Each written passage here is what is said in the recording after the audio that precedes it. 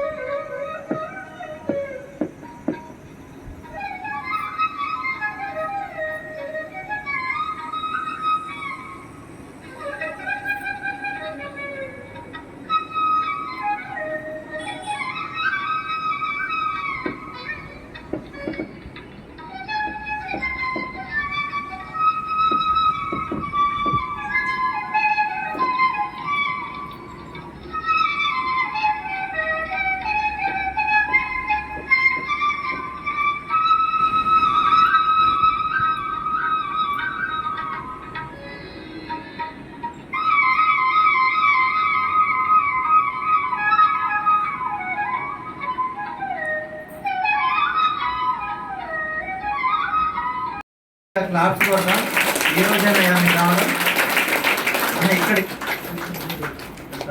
మీరు ఏ సంవత్సరంలో ధ్యానం తెలుసుకున్నారు? సార్తో ఏ విధంగా మీకు పరిచయం అనేది? 20 సంవత్సరాల క్రితం సార్కి పరిచయం అప్పటి నుంచే ఒక 5-6 ఏళ్ళు స్వామితో పరిచయంలో ఉన్నాను. తర్వాత కొన్ని కారణాల వల్ల నేను వెళ్ళిపోయాను. తర్వాత ఆయన బోధన వెళ్ళిపోయాడు. అక్కడి నుంచి నేను మొదలెడుతున్నాను. ఈరోజు రమ్మన్నాడు.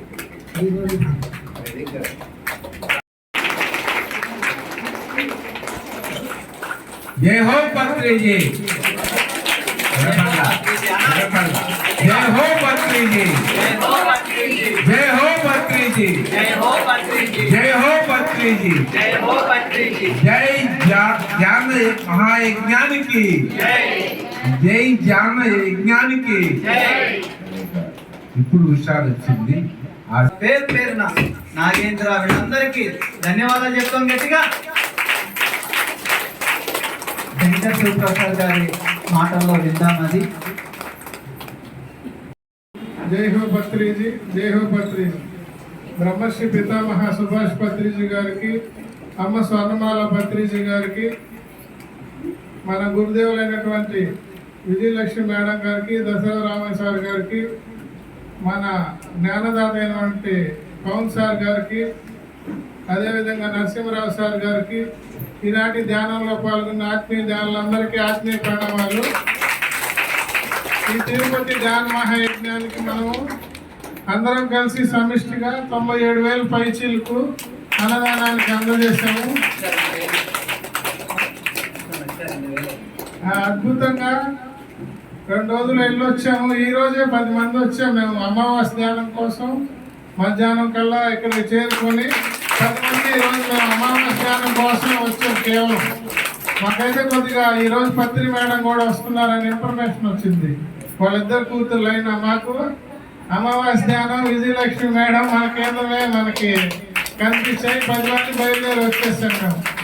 అదేవిధంగా ఇప్పుడు వచ్చిన సారు సీనియర్ పిరమిడ్ మాస్టర్ మన వెంకటేశ్వర రెడ్డి గారు, నేను ఈ ధ్యాన కేంద్రంలోకి రాగానే కోవూరులో చాలా మంది పాతోళ్ళు ఉన్నారు, ఎవరెవరు అని ఆ విధంగా ఎంక్వైరీకి పోయినప్పుడు సార్ గురించి తెలిసి ఆయనతో మేమిద్దరం కలిసి 1 గంట సత్సంగం చేసాము. సార్ ఎన్నో విషయాలు పంచుకున్నారు నాకు. ఆనాడు సారు ఆ విధంగా ఉన్న విషయాలన్నీ అంతకుముందు కూడా మాకు బాగా పరిచయం మా కుటుంబానికి, వ్యవసాయ కుటుంబం పరంగా. అయినప్పటికీ మేము ఆ గంట ఆధ్యాత్మికంగా పంచుకున్నప్పటి నుంచి అద్భుతంగా ఆయన ఎక్కడ కనిపించినా నానాన్ని పలకరించడం, నేను ఒక గుర్తింపుగా అంతకుముందు తెలుసున్నప్పటికి కూడా అది వేరేగా ఉండేది.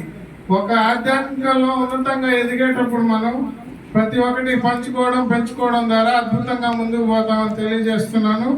అదేవిధంగా మనం పోయినసారి నవరాత్రుల్లో దేవి భాగవతం టెలిఫోన్ యాప్ ద్వారా 9 రోజులు మేడం ద్వారా దేవి భాగవతం చెప్పడం జరిగింది.